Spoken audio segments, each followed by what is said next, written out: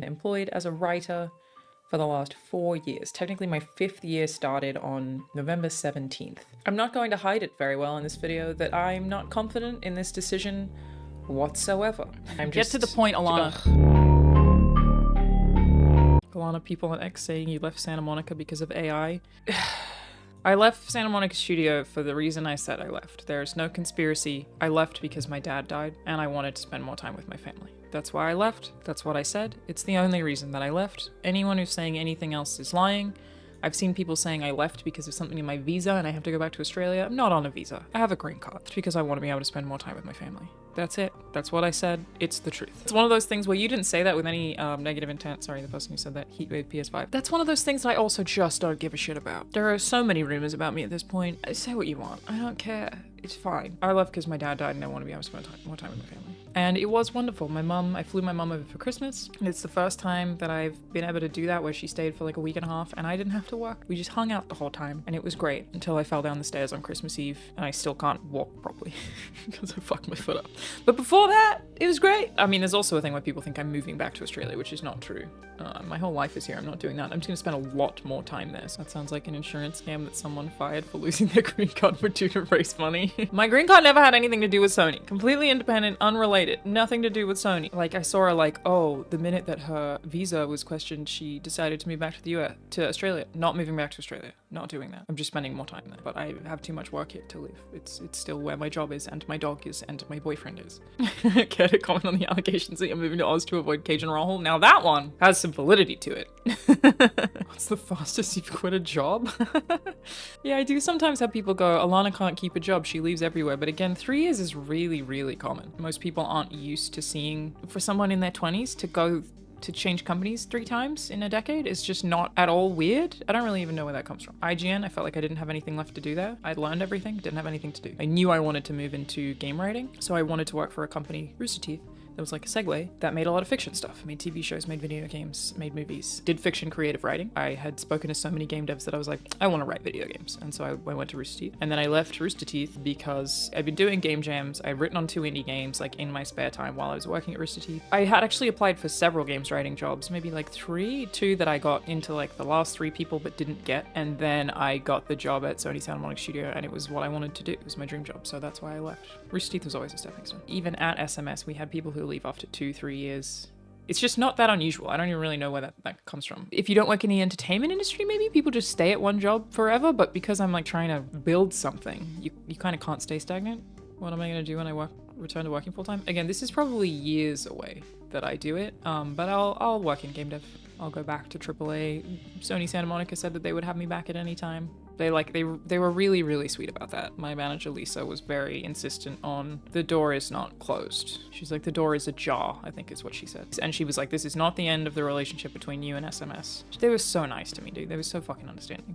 I love that place. God, what a difficult job to leave. Amazing. Yeah, I wouldn't be surprised if I go back there. A lot of people leave Sony Santa Monica, she don't go back. One of the people who was on my team did that, you know? They're really, really wonderful people, so. Yeah, I'm working for the team making Layers Deep right now as narrative director, so that is the one game I'm working on right now. There are 2 other indie games that I'm also writing on, but Layers Deep, I'm narrative director, so it's a lot more involved. I have to think about it a lot more and make sure that the levels are cohesive with the narrative that I'm trying to sell, and I'm really enjoying it. So I'll never stop making video games. And I'm in Dispatch, that is true. There's actually a lot of acting stuff going on this year. It's a weird position to be in that I'm a lot busier than I expected to be. The reason that I don't like watch any of these hate videos, like I've not watched any of them and I won't watch any of them, is partly like what I tweeted was just correct, is like people accusing me of lying about writing at Santa Monica Studio. If you believe that, I think you have to be like so far gone that there's just no point. If you truly believe I worked at a game studio for 4 years and only worked on a cookbook, 4 years, you're a lost cause and there's no point in me even talking to you. Yeah, the people not getting the NDAs one is crazy. Like, they always use this screenshot where I was having a conversation with someone about what I do every day. It's a conversation that was not about God of War Ragnarok. It was about me, like, not being a game dev. People were like, oh, she probably doesn't do anything or just writes item descriptions. And I was like, no, that's not true. I do everything. Creating characters, writing plot. I'm doing the whole lot of it. All the writers actually effectively do all the same thing, except for our lead writer, who like has final say on things effectively. There was no difference between what I was doing and what any other writer in my department was doing. Yeah, so the conversation was not about God of War Ragnarok. And then it was just about me not doing anything. Just because they've said that to me since the beginning of time. It's either that I didn't do anything or that I'm the reason it's bad. It can't just be that I just was a writer. Like, it can't just be the obvious answer. There has to be layers to it. And then someone shared a screenshot of the credits, and then they were like, then why aren't you here? Or like, if you really do what you say you do every day, you should be here. And I was like, and yet I'm telling you what I do every day. And yet I'm telling you what I do every day. Think about it for 2 fucking seconds. I'm even like worried saying this, but like I was like, and yet it's what I do. Also, crediting in video games is really weird, to be fair. Like, I did write on that cookbook. You know what I'm not credited as writing? That cookbook. I didn't get any writing credit. I got special thanks. Video game crediting is very, very weird. And then they share a screenshot from Anthony Birch, who was gone before I got there, to be clear. Never worked with him. People are calling him a lead writer. He was not a lead writer. He was a contract writer. I don't know why they decided he was a lead writer. I even saw someone call him the creator of God of War. Nope. He was just a contract writer who was already gone before I got there. And again, I got there 2 years before that game came out. He was already gone. Didn't work there anymore. Never worked with the guy. I try not to address this one because I have a very big policy of people on the internet do not matter anywhere near as much as the people I work with. And I will stand by that. Like, the people on the internet and what they think of what I do not matter anywhere near as much as the real human beings that I work with. But Anthony's tweet is basically about somebody lying about writing on God of War Ragnarok, which I assumed initially couldn't be about me because I've never claimed to write on that game. I've never said I didn't, but I've also never said I have, which is a requirement. That is what I have to do. I'm not allowed to say I didn't do that. I'm not allowed to say I did do that. I'm just doing what is in my contract. So I was like, well, that can't be about me because I never claimed to work on that game. Like, if you look at anything that I publicly said about that particular game, is always, I did very little on this. I joined 2 years before it came out, you know what I mean? This is the first time that I spoke about it publicly. Context of what you're watching right now is this is the first time I spoke about God of War Ragnarok publicly, and it is the trailer reveal day. Obviously, and I was crying. I'm so proud of everybody who worked on that, and the pride that I feel and the excitement is not on behalf of myself. I want to say that, like, I joined in November, I didn't do shit. But I know so many people who, like... First step was me saying I joined in November, I didn't do shit. The amount of time it takes to make a wolf sled and how hard that is, and oh man, the excitement and the pride is for the people that I'm now friends with, who I understand how hard they worked to do this. Being a the rest of the video is me just being like, the reason I'm so proud is because of everyone I work with. Part of the team, and obviously I work there, but it's more, like I said, proud of everybody else, and proud to work with such fantastic people who put something. Truly outrageous, look at me go. But like, there's a lot of like weird stuff that I had to be careful about, where again, I'm not allowed to say I didn't, but I'm not allowed to say I did, so it's just a weird position to be in. But if you take that weirdness as lied about being a writer on a video game for...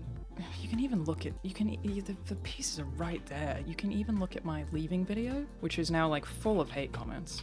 I am very excited to see the end results of the thing that we have been working on. And as much as it's very weird to step away from something like that, like it's been in my head for the last 4 years, and I just have to go, oh, it's not mine anymore. Like, it's a very weird feeling, but I feel that they're commenting cookbook on.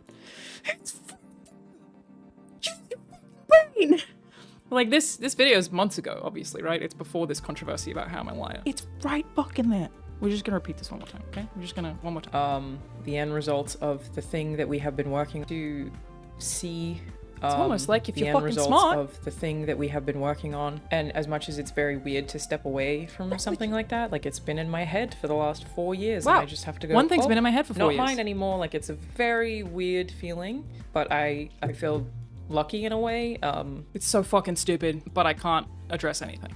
I can't actually address anything. So no, I'm not allowed to talk about what I did. Yeah, I'm very NDA'd and contracted because I have a following. So there's a lot of reasons that they're very careful about things, and I respect them. But that's why I won't like make a video about it. Is I think if you believe it, you have to be trying very hard to believe it, and thus it is pointless. You can't win with this kind of shit because they'll, like, even this stream probably, they'll just like clip it and find the worst possible angle. They don't actually care about what's true. They just care about pushing the thing that they believe. You know what I mean? That's all it is. It's insane how SMS tweeted about you and suddenly they ignored that and went back to art. Well, the SMS thing is also crazy because I feel like that's like proof of what I'm saying. We are confirming that Alanah was a writer at Santa Shooter for 4 years. She was a talented, creative, hardworking contributor to our team that we're unfortunate to have the opportunity to work with. As said, I did not ask them to do this. They called me and they were like, hey, we're so sorry. Can we say something? Because they're really nice people. And these people still don't believe it.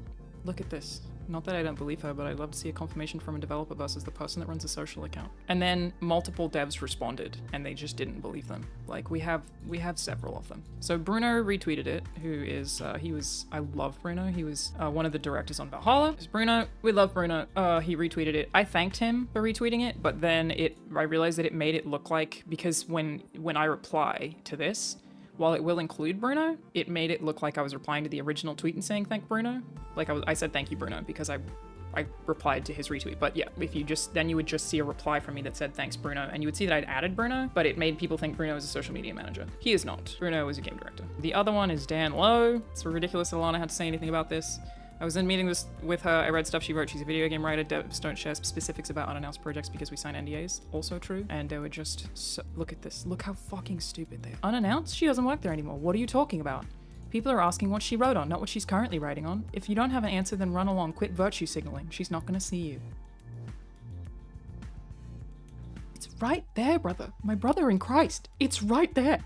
Then there was this person who's like, what about her IMDb credits? I've never fucking looked at my IMDb credits in my life. Never updated it, never looked at it. Huh? What? It's just unbelievably stupid. But like, yeah, so when they were like, well, I'd like to see someone from the dev team, not someone on social. To be clear, the person who reached out to ask social to do that, I'm not gonna name. I don't want anyone to have to deal with any of the heat that I have to deal with, but is an executive producer at the company. Like, you know, one of the most highest ranking roles is the person who called me and was like, hey, we're gonna say something publicly. Is that cool with you? And I was like, well, maybe. Hang on. What's gonna happen here? We gotta be careful of the shit that I signed. Anyway, point being, I think if you believe any of it, you have to be trying very hard to. I'm obviously talking about it right now, but I don't feel like it's worth me making a video about or like talking about more because it just requires so much effort to believe that they just aren't worth it. Isn't it just them looking to use your fame as a platform?